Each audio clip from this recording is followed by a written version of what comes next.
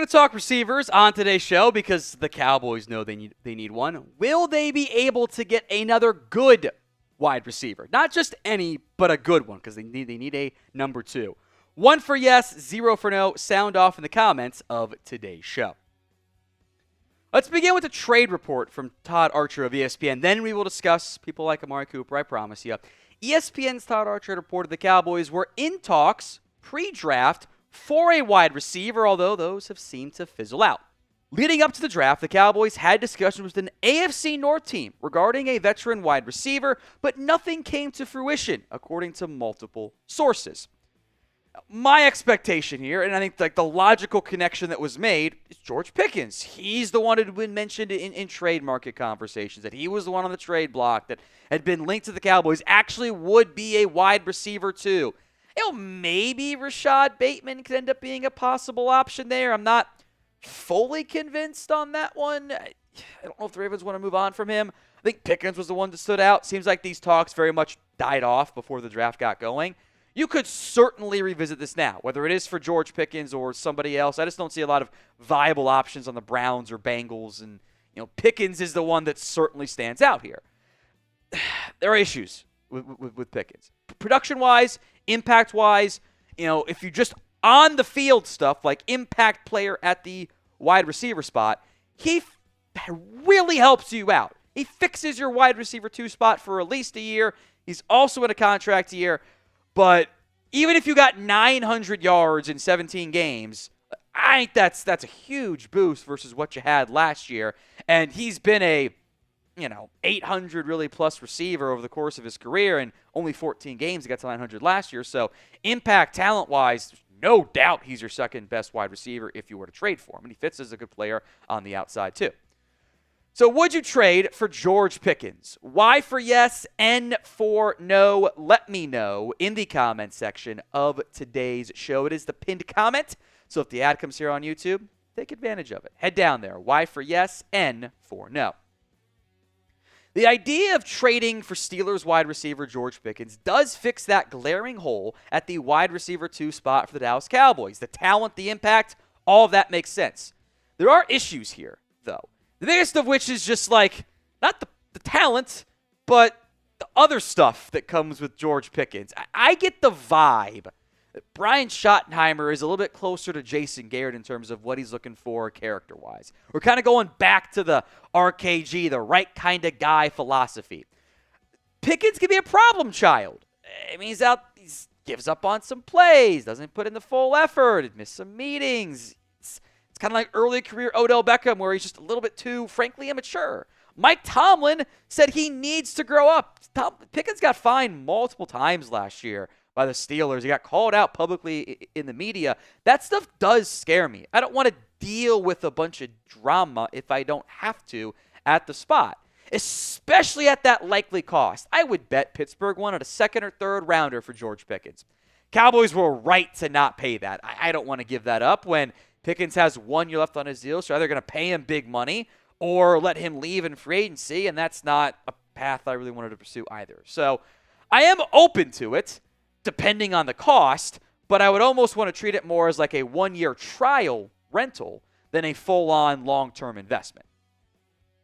Now, the Cowboys 2025 NFL Draft Gear is available, including the Tyler Booker rookie jersey. Go to chatsports.com/Cowboys Draft. You can secure the jersey. There should be other rookie jerseys being added in the not-too-distant future.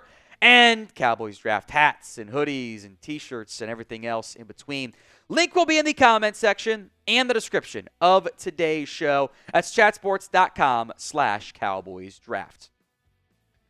Continue along with the wide receiver 2 conversation. The Cowboys have publicly not closed the door on looking and trying to find and add more help at the wide receiver spot. Jerry Jones had this to say: it was definitely a big-time thought that the train has not left the station if improvement is needed from what we got on campus at wide receiver. Stephen Jones kind of mentioned that the other receivers, Tolbert and Mingo and Flanoy and Turpin, says those guys potential to be a number 2, but they're not there yet. They haven't done it. They have not hit that level yet. That's why we've had an interest in upgrading that room. But I think once you get to 3, 4, 5, the spots you try to fill, I think that receiving core checks all those boxes. not often I say this, I do think Stephen Jones is right about the depth part. If you have insert actually credible wide receiver 2, and then Tolbert and Turpin and Mingo and Brooks and Flanoy and some combination of all these guys, that I have very few complaints about. You could have like maybe try to upgrade still next year. Tolbert's going to be a free agent, whatever. I don't think you had to take any receiver because once you got to the 5th round, like you weren't going to find a 2. At that point, I don't think you're getting better than Turpin and Tolbert and Mingo and all those other guys. I think to an extent even, we're probably a little too negative on Jalen Tolbert.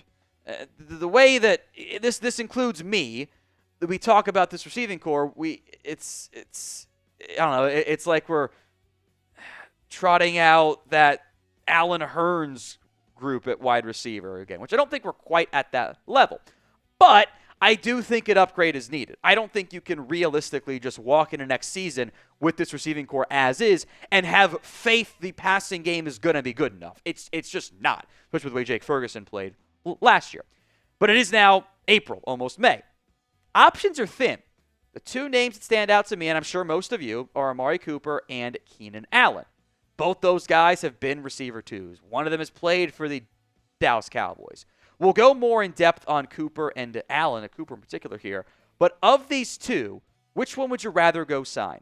KA for Keenan Allen, AC for Amari Cooper. Let me know in the comments section of today's show. Let's go with Allen, the veteran who has kind of spent a lot of his time with the Chargers. Last year was with the Chicago Bears. I think we've seen the decline set in for Keenan Allen, but I think he can still help you. I think he can still be a short-term 2. It's not the ideal outcome, don't get me wrong. The ideal outcome went off the board at number 8 overall to the Carolina Panthers. That's how it goes sometimes. But I do think Allen as a veteran option would help you out. Not the only veteran option that's out there still. Of note for Amari Cooper, Nick Harris of the Fort Worth Star-Telegram reports that there is quote-unquote building team interest in an Amari Cooper reunion in Dallas. I would very much be down. I acknowledge Amari Cooper is not the player he was in his prime, and his numbers really dipped last year, although it is at times hard to have a trade and be successful and have multiple different quarterbacks you're catching passes from, and the drops went up. Most of those were in Cleveland. The biggest thing for the Amari Cooper side, if the Cowboys have more interest, great. Does Amari want to come back? That bridge, I think requires a decent amount of reconstruction. To have Amari Cooper be comfortable to come back to Dallas. That did not end well. I think Mike McCarthy was a factor in that. I don't think he was the only factor in that. I don't think there's any ill will between Cooper and the players and other people currently on the coaching staff. But, Cooper kind of got bodied and kind of kicked to the curb and not treated properly by the front office as well. They spent all that time bad-mouthing him and then tried to trade him, which is a terrible process. If you can convince Amari Cooper to come back, yeah. He's not the same guy he was the last time you saw him with the Dallas Cowboys. That's okay. I'm not going to pay him to be the same guy. I'm paying him a probably limited amount of money to come be a stopgap option for me at wide receiver 2. Plus, he has the chemistry already. In the end, I am fully on board signing Keenan Allen, signing Amari Cooper, trying to find a trade piece at wide receiver, which I think is going to be even more challenging. But I am going to temper my expectations and say this part too. It is going to be a need again in 2026. We will be right back here next offseason trying to say, hey, got to get a better wide receiver 2 option. Just how it goes. And we will have more Cowboys videos for you each and every single day right here on the channel. We are 284 subs away from 214K. When Draft Grades does 500 subs, we could tend to jump up pretty quick. So thank you all who have subscribed already. Don't miss out. Hit that sub button right now. Now, Stephon Gilmore took a visit to the Dallas Cowboys before the NFL draft. I don't think there's any guarantee that he signs this time around. I do think the drafting of Savone Revel, who should be good to go early in camp and good to go for week 1, it is coming off an ACL. I think there is a level of caution that must be approached with that. I think you are okay at corner. Trayvon Diggs is not going to be ready for week 1. Josh Butler is not going to be ready for week 1, but at this point you go 13 deep for now at corner. I think some cuts are going to be coming in the not too distant future. But if you're worried about having a viable outside starter, if Diggs and or Savone Revel aren't ready yet, then I do think Gilmore makes sense. I don't believe that players just, randomly happen to visit and come to the area and go to the facility. Like, come on. Expect me to believe that? That does not pass my smell test. They did draft Revel. Big fan of that pick out of ECU. He should be good at week 1.